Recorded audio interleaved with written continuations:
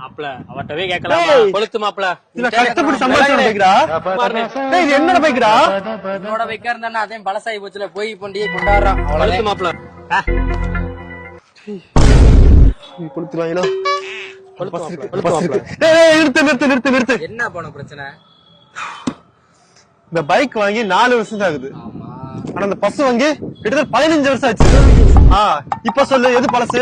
மாப்ள நம்ம கொளுத்த வேண்டியது இந்த பைக் இல்லடா, அந்த பஸ். ரேட் மாப்ள, வா மாப்ள போய் கொளுத்துவோம். டேய் இங்க பாரு, கொளுத்தி நீங்க யாரும் வந்துடாதீங்க. கொளுத்திட்டு வெடிக்குதா இல்லன்னு பாருங்க. கொளுத்திட்டு வெடிக்க விட்டுட்டாங்களா? சரிண்ணே. அண்ணே வெடிக்க போன்னு நினைக்கிறேனே. வெடிக்க விட்டு தானே வரேன். சோலி முடிச்சு. அப்பாடா, இருக்கிற தொல்லை எல்லாம் இதோட முடிஞ்சுச்சு. இன்னைக்குதானே உண்மையான போகி பண்டிகை.